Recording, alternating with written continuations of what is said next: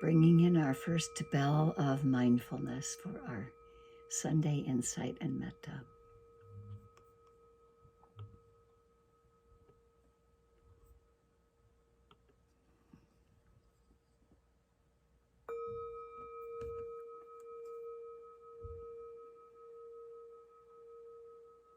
Letting the sound come to the ears.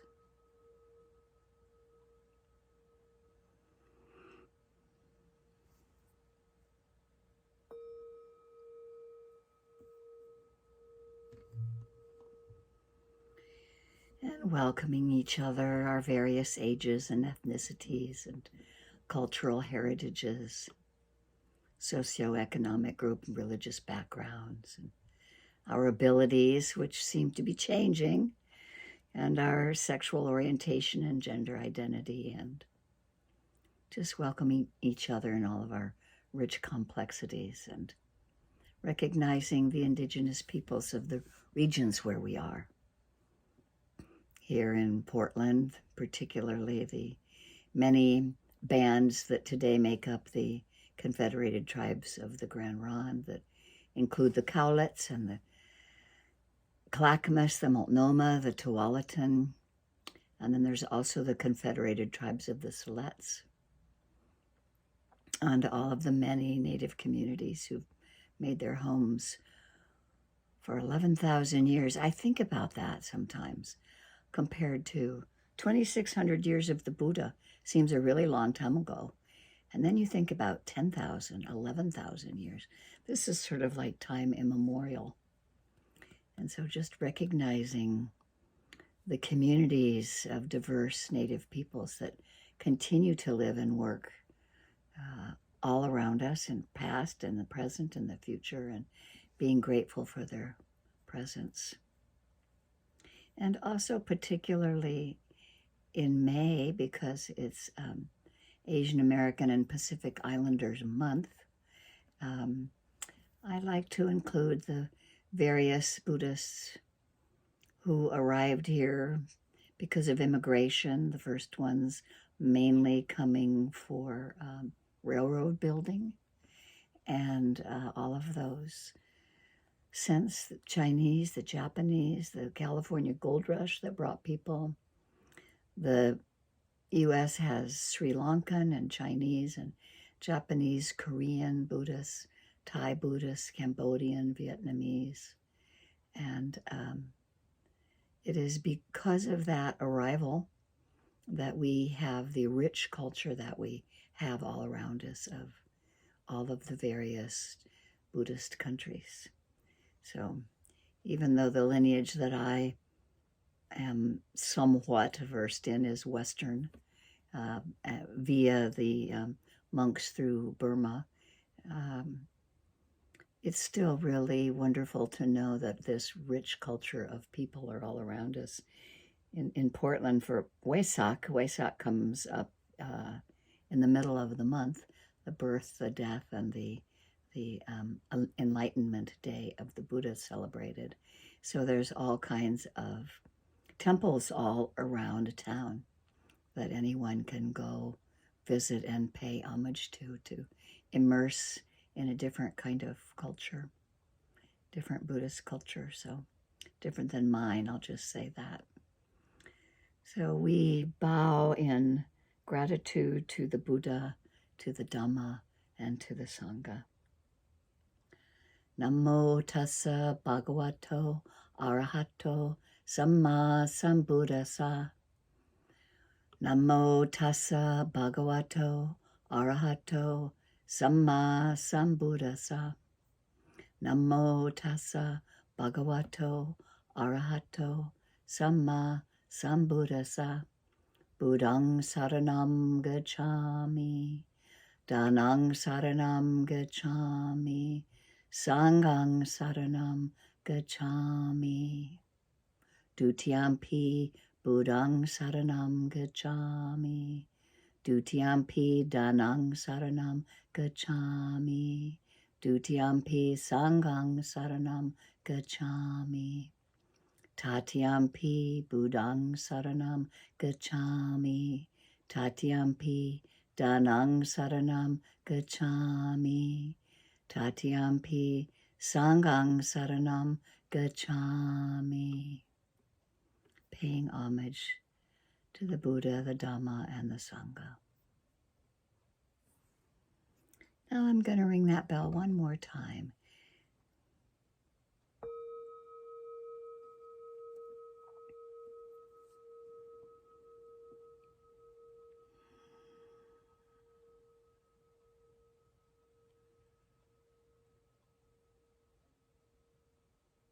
Having the stability of the homages and understanding of the precepts and the importance of Buddha, Dhamma, and Sangha, we gather to see what's going on in our hearts and minds, to have a glimpse of freedom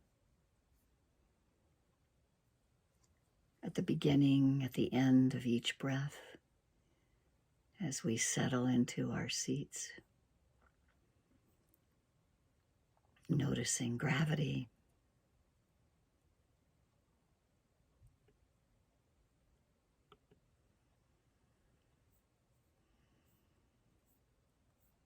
becoming settled.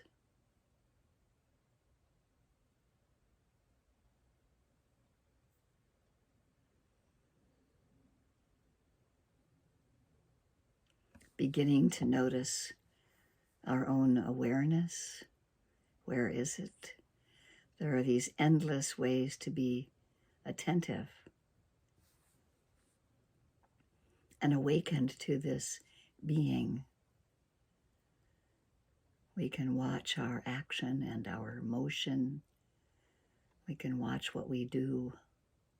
We can attend and be open and accept whatever arises with this clarity of attention, bringing mindfulness to the fore without liking or disliking, letting go of grasping, clinging as we see it arise. And we have so many opportunities to see it arise, even outside of our thinking mind, where we can be with the breath or a sensation in the body. And as we attend to it with our attention, but not a lot of thinking, we can often notice when whatever it is that we sort of woke up in the middle of, we can see it come to an end. And so we train ourselves, we train our minds, we tame them.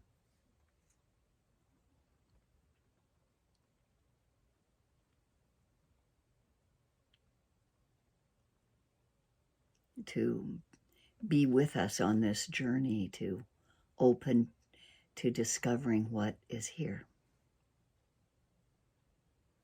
It's not really a searching for something. And it's not about getting rid of whatever is unwelcome, but it's about opening to whatever arises and seeing it clearly for its impermanent nature, for the way that it arises, stays for a certain amount of time and passes.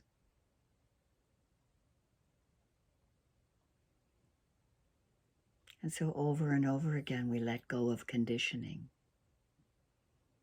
and we come to this greater balance and purity, one breath at a time.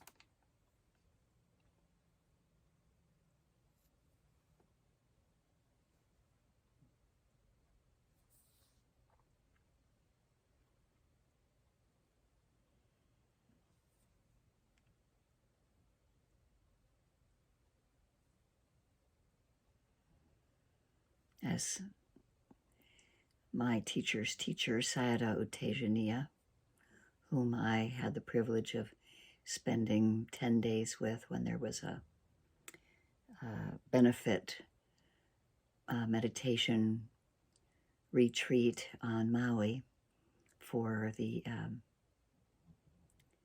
Maui's Vipassana and insight on Maui.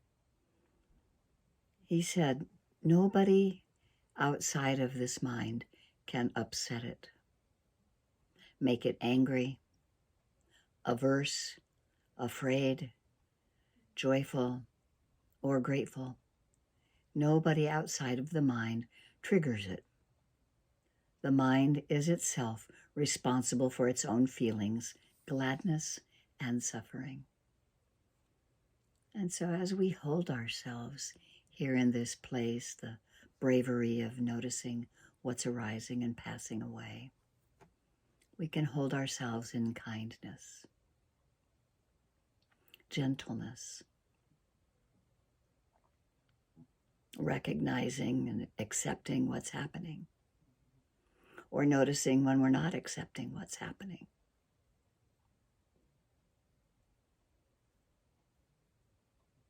We're looking at the heart and the mind and learning from it. Whatever happens, that's our practice.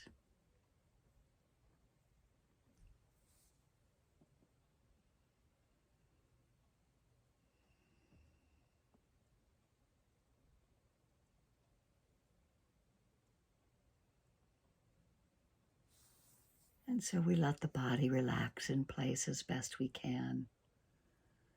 Notice what's happening behind the eyes, if there's tension, or if there's tension in the face, just allowing our attention to go there. To just be with the way things are as soon as we notice behind our eyes and through our jaw, across our shoulders, settling in down our back, down our arms. We can notice touch points and the buttocks on the cushion.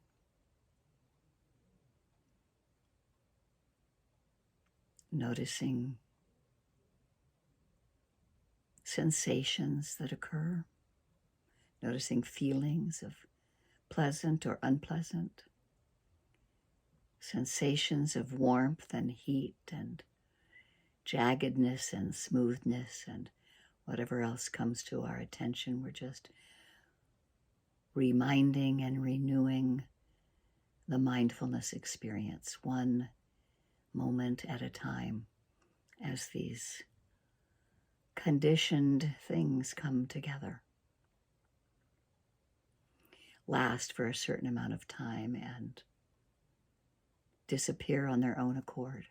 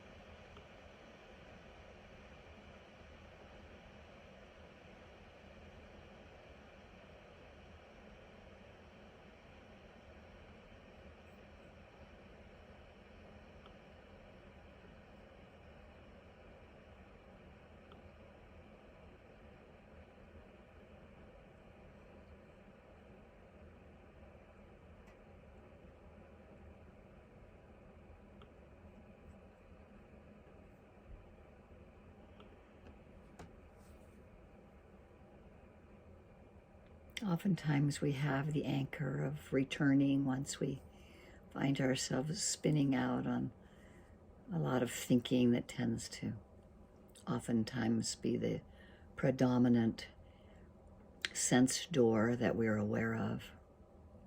We can come back to the breath at the nostrils or at the belly as it rises and falls, feeling pressure, warmth, heat. Just returning again with the intention to be present with this moment.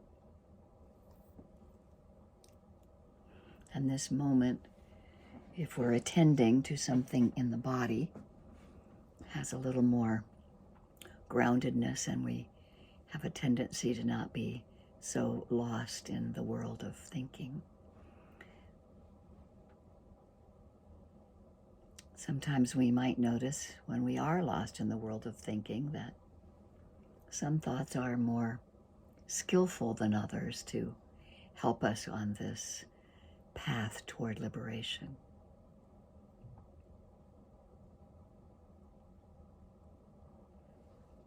And so if we're seeing for the umpteenth time or mulling over something for the 10th time, we can just hold it gently, possibly make a note, thinking about blank.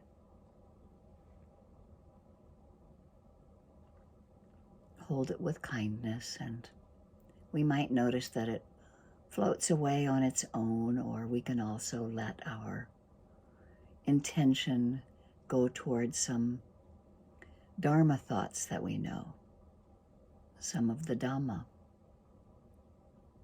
We can hold ourselves in kindness and in compassion.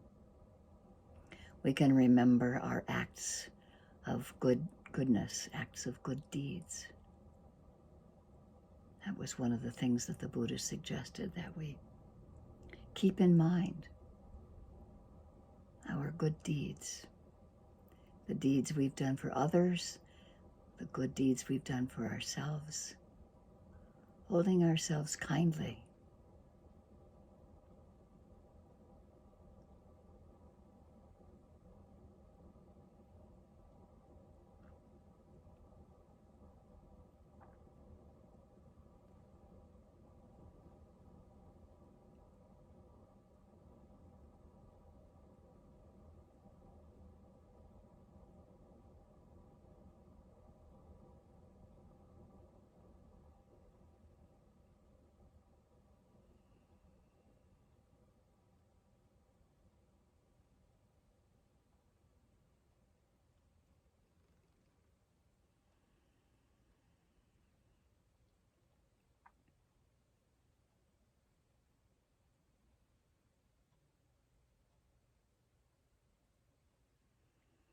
And often if we return to the door of touch, we can find a place on the body that's touching itself or touching where we're seated. And that can bring us very much into the present moment. Feeling the feet on the floor or the buttocks on the chair, noticing warmth or coolness or pressure. It's having this attitude of curiosity for what is happening now that really keeps our practice alive. What is happening now?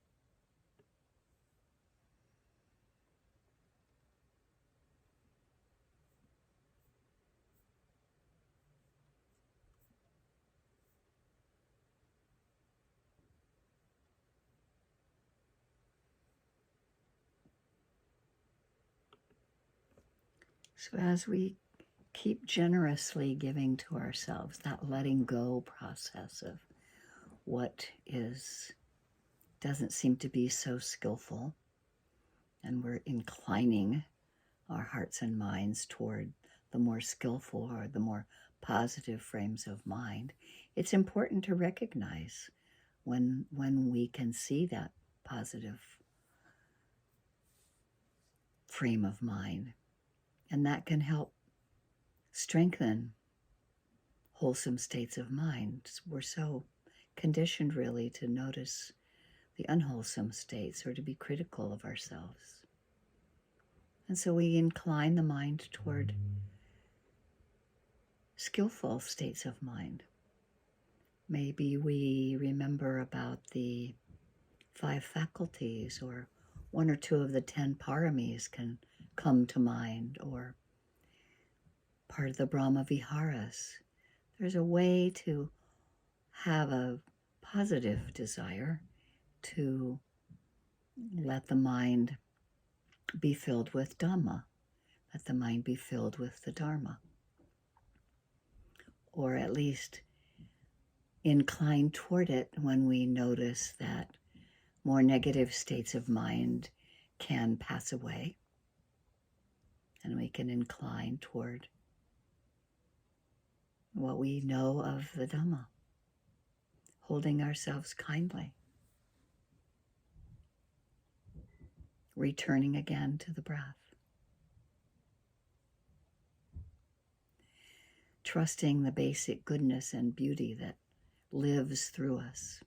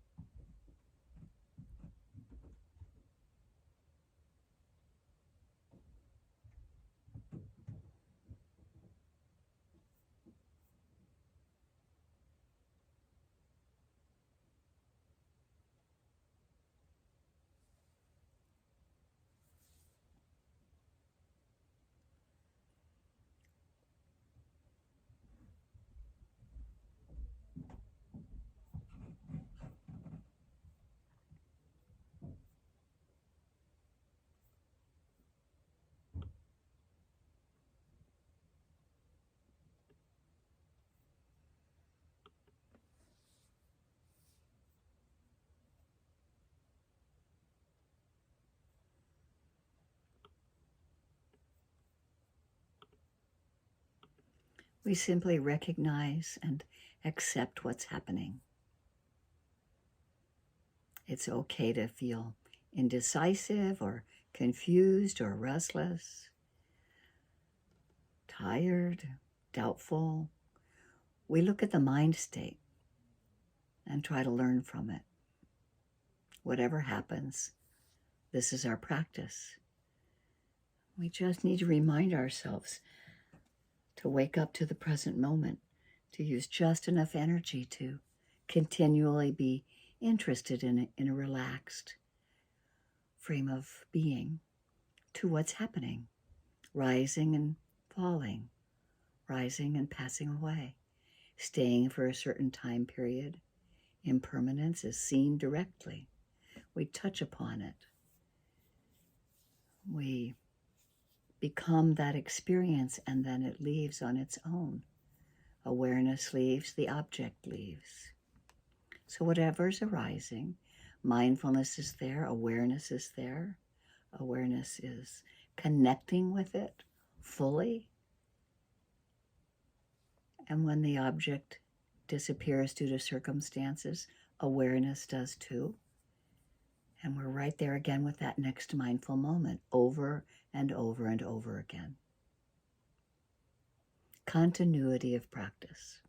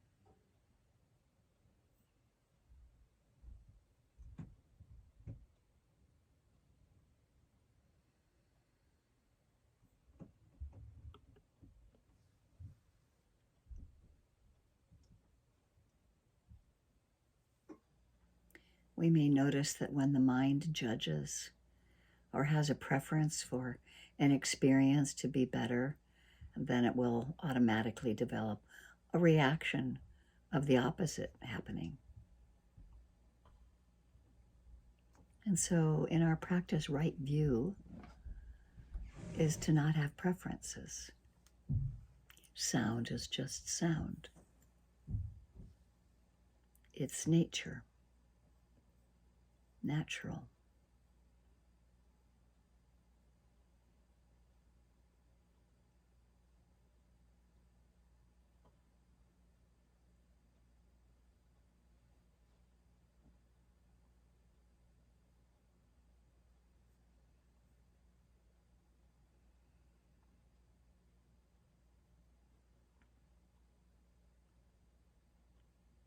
experience right this moment, in which we're mindful and aware, alert, with just enough energy to really be with what's happening. This is our experience. It's nature. It's a natural experience, whether we see it as good or bad. And even uncomfortable or unskillful or what we might think of bad experiences can be interesting. We can always have that curiosity to be present, noticing how suffering occurs by grasping and craving and clinging to something the way we want it to be or don't want it to be within our minds. Noticing that really when we try to hang on to something, nothing can be found.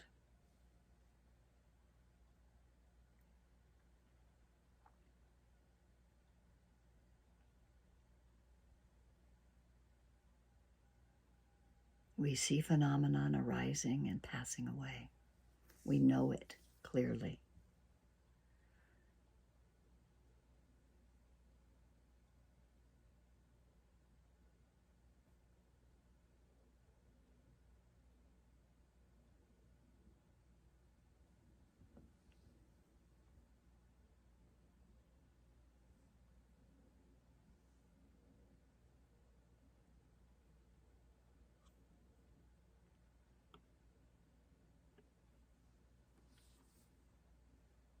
And we remind ourselves each time we wake up to this present moment that this spiritual discipline is helping us wake up to advance on our journey through this life. But it's wedded also with joy, finding pleasure in the myriad wonders of what life has to offer.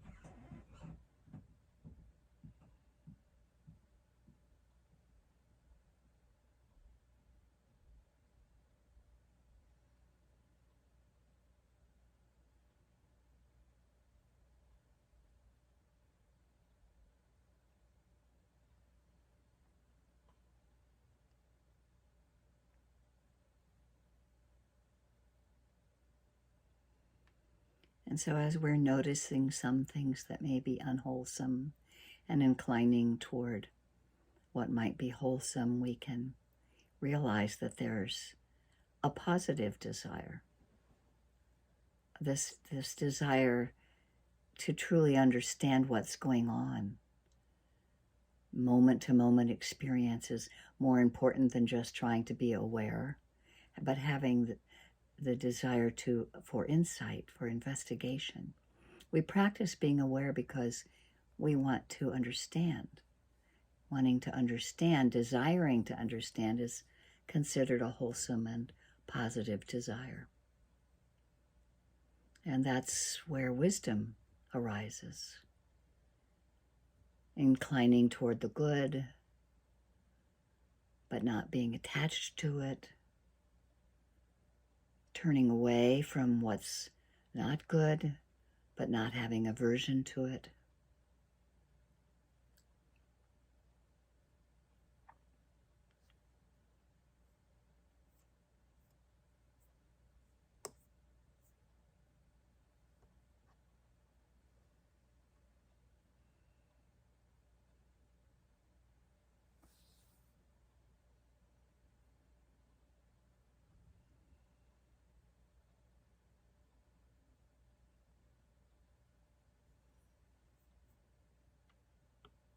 Waking up and returning to the breath again and again whenever we find ourselves lost and wandering, and holding ourselves in kindness.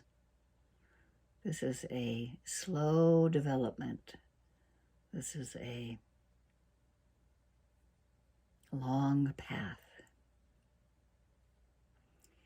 As Stephen Levine said, it's a gradual awakening.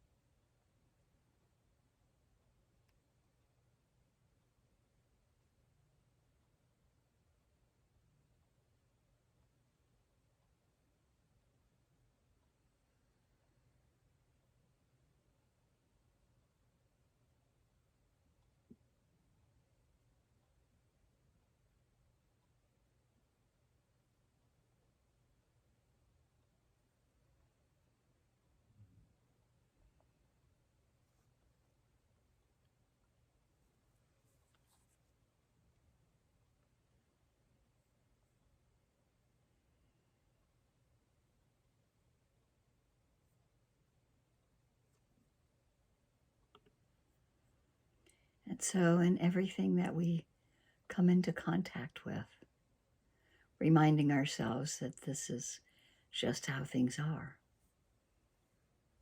This is the object that's being known.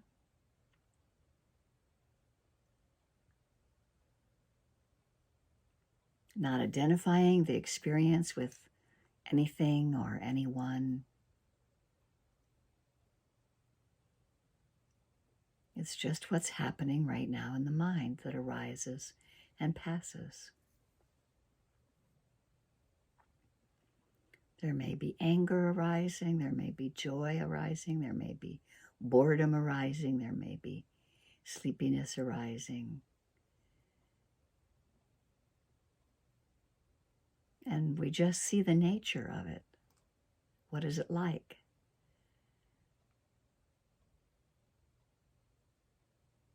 We're working at continuously being aware.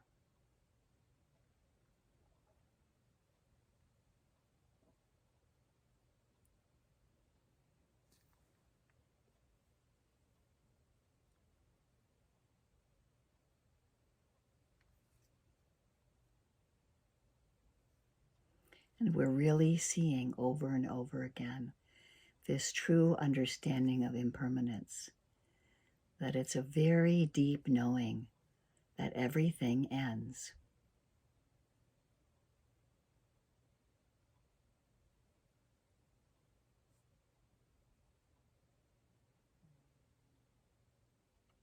One of Sayadaw U Tejaniya's reflective questions is, does impermanence only manifest when the leaf is falling off the tree? Or is the leaf already impermanent when it is still part of the tree?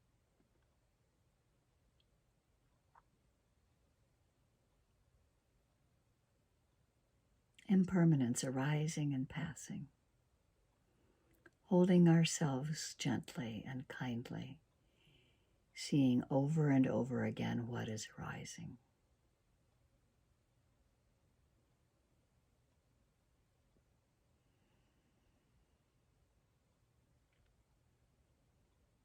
And may we nurture the arising of kindness in our hearts, for ourselves and for others, as we bring this meditation time to a close. Let's spend some time with nurturing the heart to really hold ourselves in kindness. May I be at ease with whatever's happening. May I have well-being.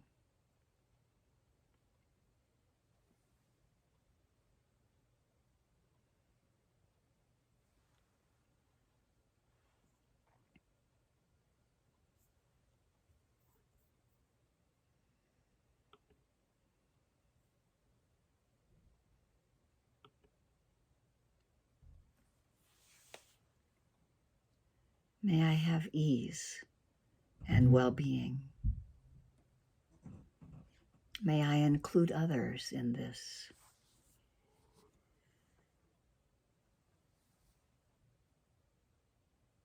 Container of my body and my breath, this openness of heart. May I allow others in.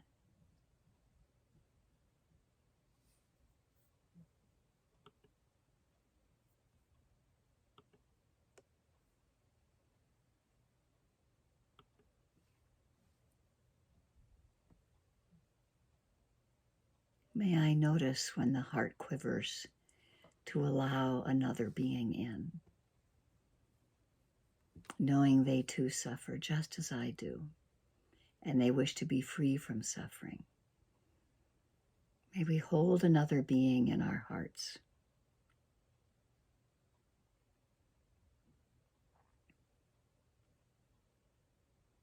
May you be at ease.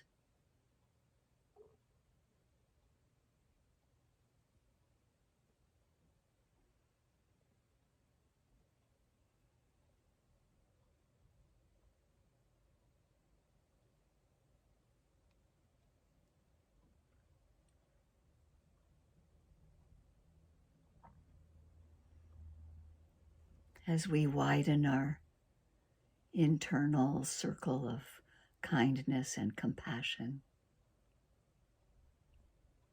let us invite another person in or see who comes to heart and mind.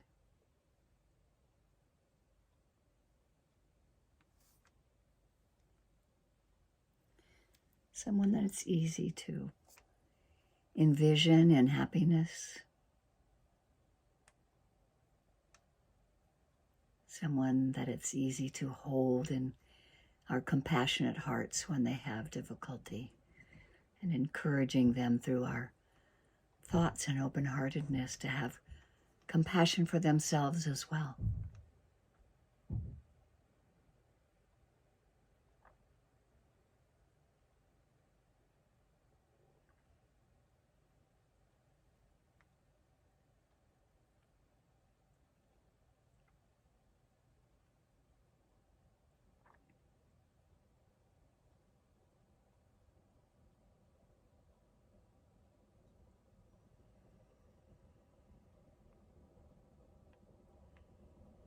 May you be at ease.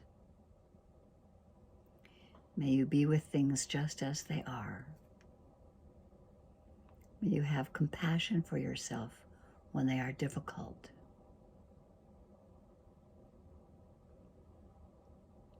I know I cannot change what's happening, but I can have compassion and equanimity for you in your suffering and in your joy.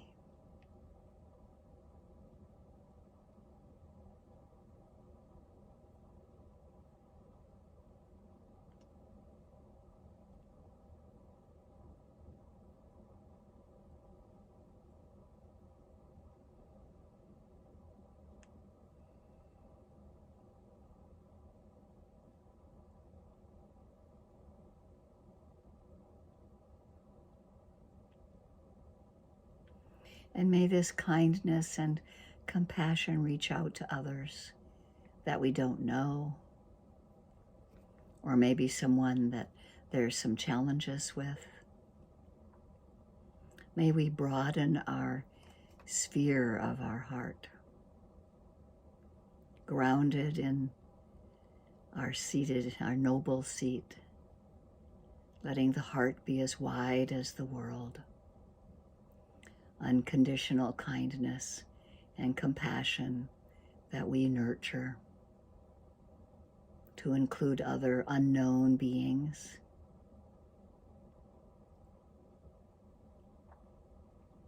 Beings who are seen and unseen.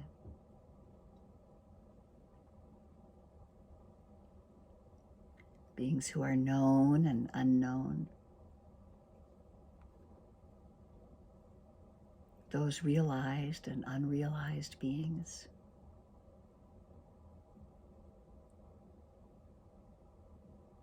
Those that swim and crawl, walk and fly. May all beings everywhere have ease in their lives. May they be free from harm, safe and protected.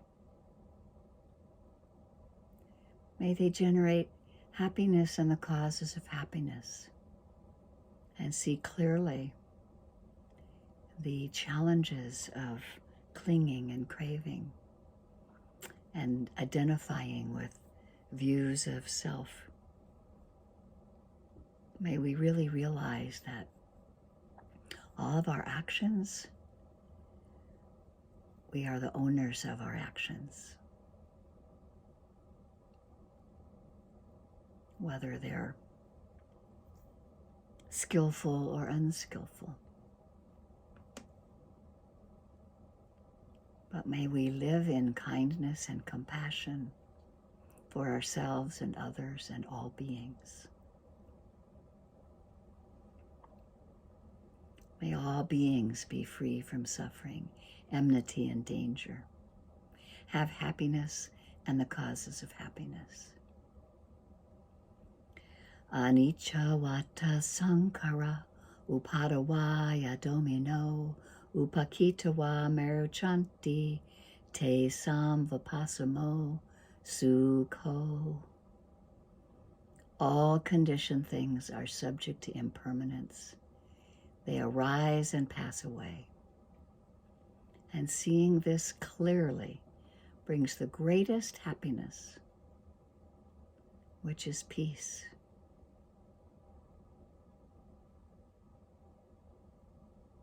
The peace that comes from seeing impermanence over and over again with our mindfulness continuous.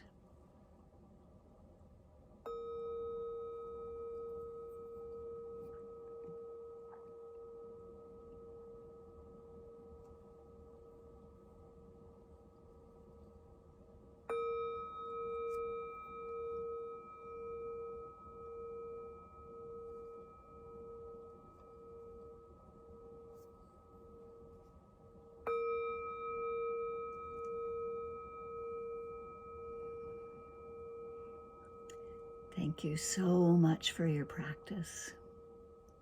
It brings me great joy just having us sit together. And may it bring you equal or more joy than it brings me as we really see what's arising in the mind without being attached to it as best we can, and know that the practice benefits all beings,